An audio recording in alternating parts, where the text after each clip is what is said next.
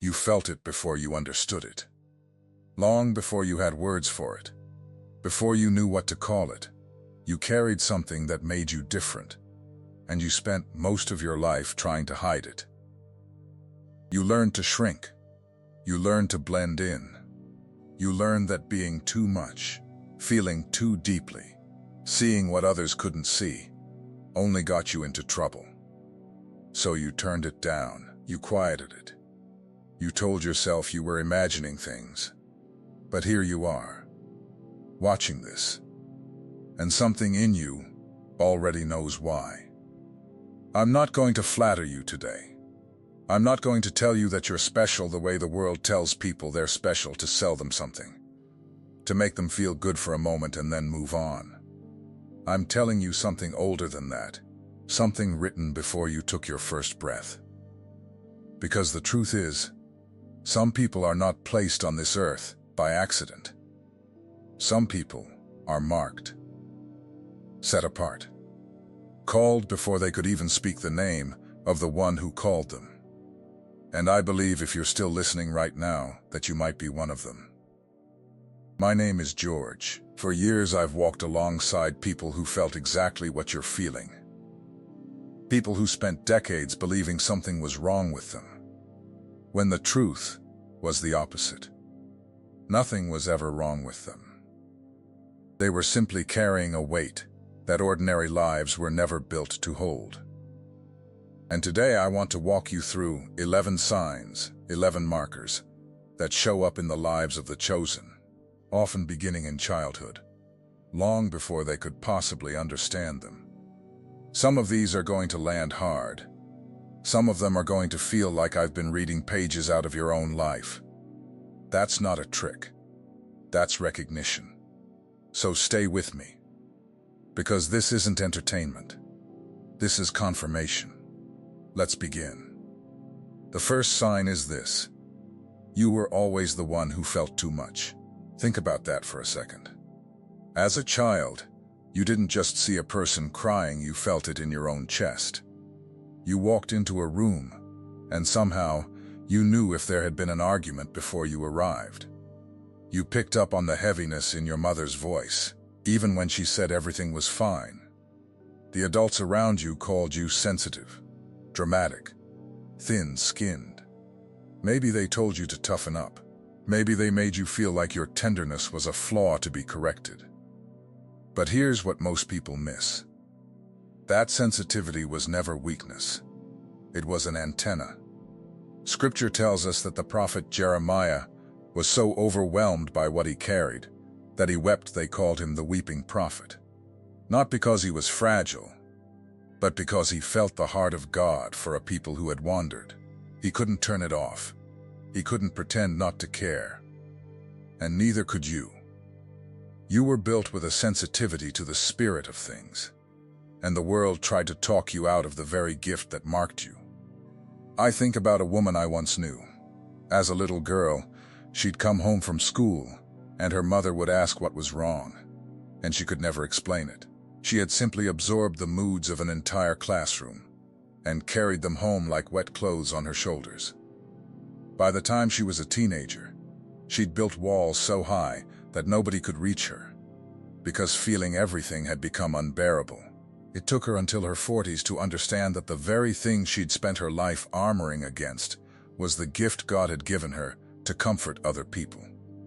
The day she stopped fighting it was the day her real life began. Maybe you're somewhere on that same road right now. Maybe you've spent years armoring against the thing that was always meant to be your purpose. The second sign, and this one runs deep, is that you never quite belonged. Not at school, not in your family sometimes, not even in the groups where you tried hardest to fit in. There was always this invisible glass between you and everyone else. You could be in a crowded room, laughing, surrounded by people who liked you, and still feel like a stranger watching from the outside. You learned to perform belonging. You got good at it. But inside, something always whispered, "This isn't home. You don't fully fit here." And I want you to hear me clearly. That feeling was never rejection. It was reservation. You were being kept. Think of Joseph, the dreamer, sold by his own brothers, dragged into a foreign land, sitting in a prison cell for years on a crime he never committed. He didn't belong in Egypt. He didn't belong in that pit. He didn't belong in that prison. And yet every place that rejected him was simply moving him closer to the throne room, where his real assignment waited. Your not belonging was never a curse. It was a compass. Look closer at Joseph's story, and you'll see something easy to miss. Every single place that didn't want him was carrying him exactly where he needed to go. The brothers who hated him put him on the road to Egypt. The slave traders who bought him delivered him into the house where he'd learned to manage an estate. The false accusation that landed him in prison placed him next to the very men who would one day mention his name to a king. Nothing was wasted. Not one rejection was random. The story only looked like ruin from the inside. From heaven's view, it was a straight line to a throne. So when you look back on all the rooms you never fit into, all the tables you were never offered a seat at, try to see them the way heaven might. Those weren't doors closing in your face.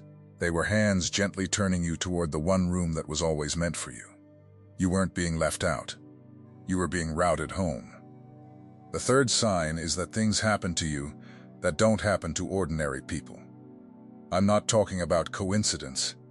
I'm talking about those moments you've never been able to fully explain.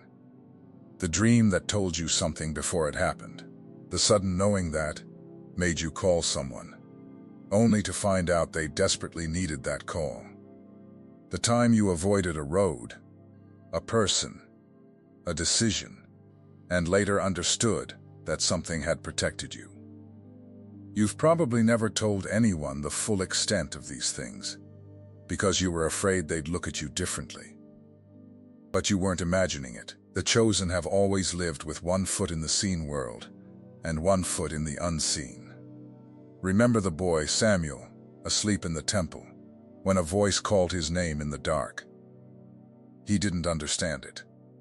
He ran to the old priest, confused, thinking he'd been summoned. 3 times it happened before anyone realized God himself was speaking to a child. You've been hearing your name in the dark for years. You just didn't know who was calling. And notice something about that story. The voice didn't come to the high priest first. It didn't come to the most religious man in the building. It came to a boy who was sleeping near the lamp of God, close to the light, even in his rest.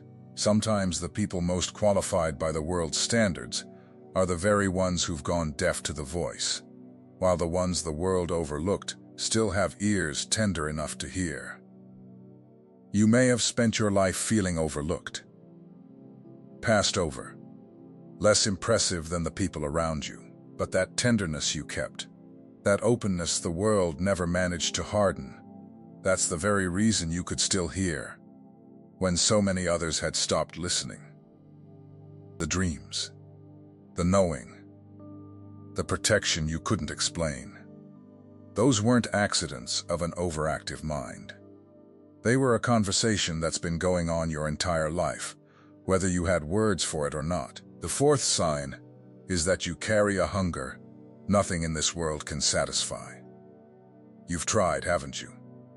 You chased the achievement, and the moment you reached it, the satisfaction evaporated. You filled your life with noise, with people, with possessions, with distractions, and in the quiet moments, the hunger came back, sharper than before. People around you seemed content with ordinary things. A good job, a nice house, a comfortable routine. And you wanted to be content too. You tried to want what they wanted. But there was always this restlessness, this ache, this sense that you were made for something you hadn't found yet.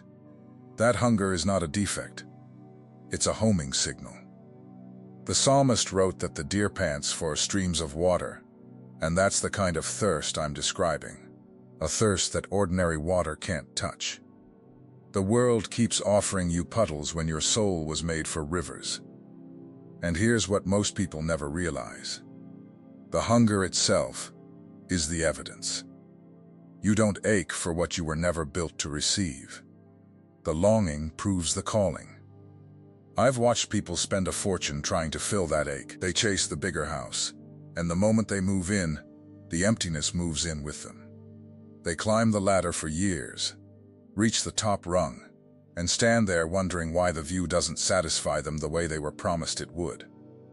There's a famous moment in Scripture where a wise king, who denied himself nothing, every pleasure, every possession, every achievement a human being could grasp, looked at the whole of it and called it chasing the wind. He had everything, and it left him hollow. Because some souls are simply built with a larger capacity. You can't fill an ocean with a teaspoon, no matter how many teaspoons you pour in. If nothing in this world has ever truly satisfied you, it isn't because you're ungrateful or restless or impossible to please. It's because you were made to be filled by something this world was never able to offer in the first place. The fifth sign is that you've faced opposition that felt almost personal. Stop and think about your life for a moment. The strange pattern of obstacles. The way things seemed hardest right before a breakthrough. The relationships that fell apart at the worst possible time. The doors that slammed shut for no logical reason. You may have wondered if you were cursed, if you were doing something wrong, if there was something about you that attracted trouble. But understand this: empty fields don't get attacked. A thief doesn't break into a house with nothing in it. The resistance you faced has never been random, it's been targeted. There was something inside you worth opposing. Pharaoh didn't fear every baby in Egypt. He feared the deliverer he couldn't identify. So he moved against an entire generation, trying to stop one child he'd never even seen. If the enemy has worked overtime against your life, it's because heaven deposited something in you worth fighting for. The attack was always a backwards confirmation of your assignment. And here's something I've watched play out in life after life.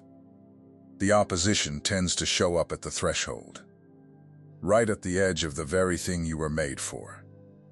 The new job that fell through the week before you started, the relationship that crumbled just as you were finding your footing, the illness, the setback, the betrayal arriving with almost suspicious timing, right when momentum was building. People who aren't going anywhere don't tend to meet that kind of resistance. The arrows fly at the ones who are moving toward something. So if your life has felt like a series of ambushes right before the breakthrough, I want you to flip the way you've read it. That pattern was never proof that you were forsaken. It was proof that you were a threat to the very darkness that wanted you small. You don't fight a defeated man. You fight the one you're afraid is about to rise. The sixth sign is that people are drawn to you, and you don't fully understand why. Strangers tell you things they've never told anyone. People sit next to you and start unburdening their hearts. You've been the one others come to in their darkest moments, the one who somehow knows what to say, the one who carries other people's secrets like a quiet vault. And sometimes it exhausts you. Sometimes you wonder why you always end up being everyone's safe place. It's because there's a light on you that you can't see but others can feel. Jesus told his followers they were the light of the world, a city set on a hill that cannot be hidden. You've been trying to hide your hill your whole life, and people keep finding it anyway. That magnetism isn't your personality, it's the presence you carry. People are drawn to the warmth without ever knowing the source of the fire. And I want you to consider what that costs you. Because nobody talks about this part. Being a safe place for everyone is beautiful, but it can also leave you depleted. You become the one who holds everyone else together, while quietly falling apart inside. You give, and rarely does anyone think to ask who's pouring into you. Even Jesus, who carried more light than anyone who ever walked the earth, withdrew to lonely places to pray. He stepped away from the crowds that were constantly reaching for him. If the one who was the light itself needed to retreat and be refilled, then so do you. Your gift of drawing people in was never meant to drain you dry. Learn to step away. Learn to be filled before you pour. The light you carry is real, but even a lamp needs oil, and you are allowed to tend to your own. The seventh sign is that you've experienced seasons of deep isolation. Times when it felt like everyone disappeared, when the friends thinned out, when the phone went quiet, when you found yourself more alone than you'd ever been. And maybe you blamed yourself. Maybe you thought you'd done something to push people away. But often, for the chosen, isolation isn't punishment, it's preparation. Moses spent 40 years on the backside of a desert before he ever saw a burning bush. 40 years of silence, of tending sheep, of being forgotten by the very palace that raised him. The man who would one day stand before Pharaoh had to first stand alone, with no audience, no applause, nothing but the wilderness and his own thoughts. God does some of his deepest work in the rooms where no one is watching. If you've walked through a season where it felt like you were utterly alone, it may be because you were being shaped for something you couldn't be trusted with, while you were still surrounded by noise. Think about what those 40 years actually did. The Moses who fled Egypt was impulsive, hot-tempered. A man who solved problems with his own hands and his own strength. The Moses who came back was patient enough to lead a stubborn nation through the wilderness for another 40 years. The desert didn't waste him. It rebuilt him. And it could only do that work because there was nobody around to perform for. Nobody to impress. Nobody to hide behind. Just him and God and the long, quiet stretch of being unseen. I know how cruel that season feels while you're in it. I know the ache of an empty calendar and a silent phone. But some lessons can only be learned in the rooms where the applause has stopped. If you're in one of those seasons now, don't despise it. You may be closer to your assignment than you've ever been, precisely because you've finally gotten quiet enough to hear it. Let me pause here, because if you felt even 3 or 4 of these so far, something is stirring in you right now.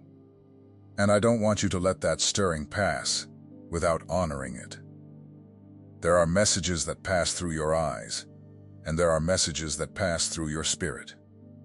If something in you recognized itself while watching, don't dismiss it. That is the Spirit confirming what was already written. The secret protocol carries 7 keys that unveil what heaven deposited in you before you ever arrived, things no one around you has ever been able to name.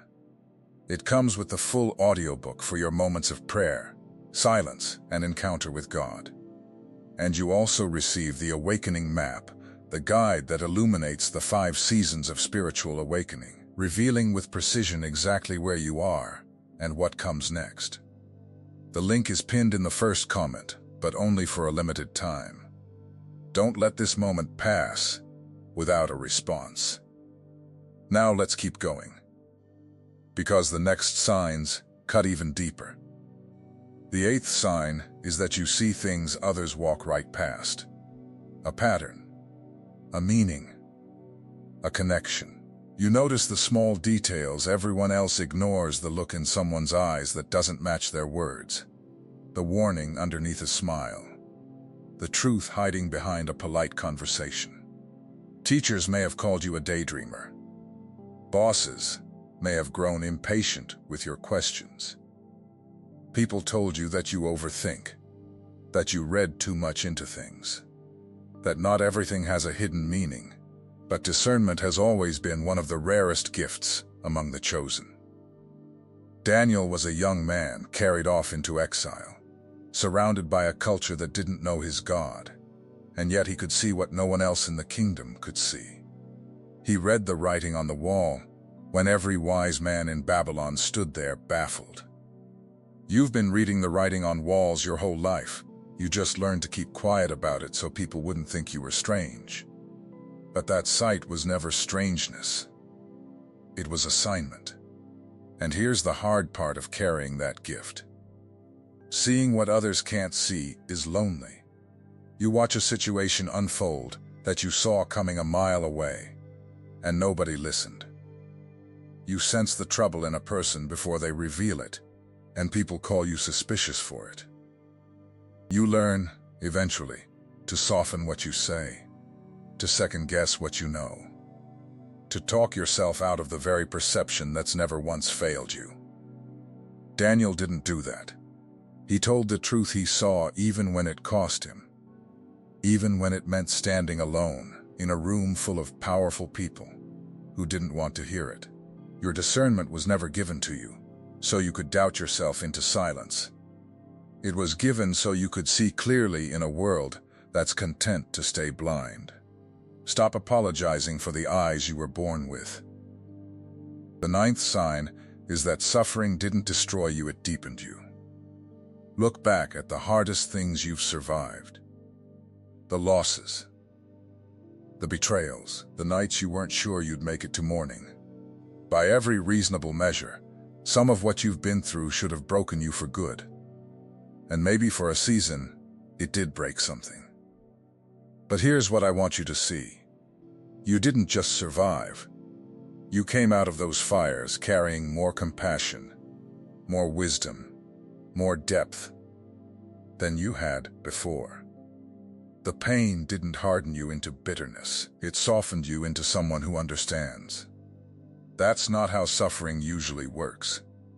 Pain typically makes people smaller, colder, more guarded. But the chosen have a strange capacity to be broken open instead of broken down.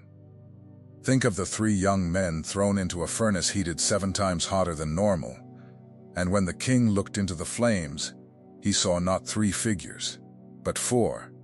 They weren't alone in the fire, and they came out without even the smell of smoke on them. Your fires were never meant to consume you.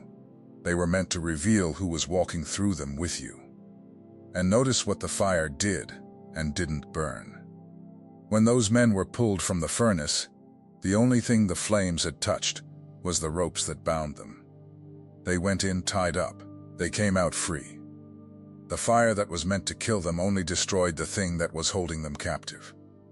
I've seen that same mystery in the lives of people who walked through unspeakable loss.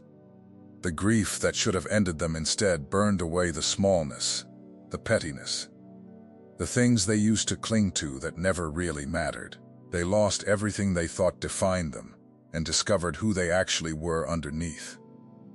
If you've come through a fire like that, take an honest inventory of what it actually destroyed. I'd guess it consumed your illusions far more than it consumed you. And what was left standing, freer and truer than before, that's the real you. The one heaven was, after the whole time. The 10th sign is that you've always known, somewhere deep down, that you have a purpose you haven't fully stepped into yet. It's that quiet certainty you've never been able to shake. Even in your lowest moments, even when you doubted everything else, there was this stubborn ember that refused to go out, a sense that your life was meant for more, that you were here for a reason you hadn't yet uncovered. You might have buried it under years of disappointment. You might have laughed it off as wishful thinking, but it never fully died, did it? That ember is not arrogance, it's memory. Before Jeremiah was even formed in his mother's womb, God said he knew him and set him apart and appointed him. The calling came before the cradle, and I believe the reason you've never been able to silence that sense of purpose is because it was placed in you before you arrived a knowing that predates your own memory. You're not chasing a purpose you have to invent. You're remembering one you were born carrying. And the 11th sign, the one that brought you here tonight, is this. It's no coincidence you're watching. Think about everything that had to happen for these exact words to reach you. at this exact moment. The path you took today. The thoughts you were thinking before you opened this. The thousands of other things you could have been doing right now, instead of sitting here, feeling something rise up in your chest. You didn't stumble onto this. Something in you was searching, and something beyond you answered. Philip was sent by the Spirit to run alongside a chariot on a desert road, just so he could reach one man who was reading words he couldn't understand. Of all the roads in the wilderness, at exactly the right moment, the messenger arrived. Nothing about that meeting was random. And nothing about this one is either. You were led here. The same way the chosen have always been led quietly, precisely, at the appointed time. So let me say to you what I believe heaven has been trying to say to you for years. You were never the mistake. You were never too much. You were never broken, beyond repair. The very things you were taught to be ashamed of were the marks of your calling all along. The sensitivity, the not belonging, the hunger, the strange knowing, the fires that should have ended you. They were never flaws in the design. They were the design. The world had no category for you, because you were never meant to fit inside its categories. You were set apart. And being set apart is lonely, until the moment you understand what it's for. Then the loneliness becomes holy ground. I don't know everything about your story. I don't know the specific pain you've carried, or the exact dreams that have whispered to you in the night. But I know this. If even a handful of these signs described your life, then you are not here by chance. And you are not who they told you you were. You are who heaven said you were, before the world ever got its hands on you. And now you have a choice. You can keep shrinking. You can keep hiding the very thing that marks you. You can go back to blending in, telling yourself this was just a video, just a feeling, just a moment that will fade by morning. Or you can finally accept what part of you has always known, that you were called, and that the calling is still waiting for your yes. Here's what I want you to do before you leave. Don't give me a generic comment. Don't just type that this resonated.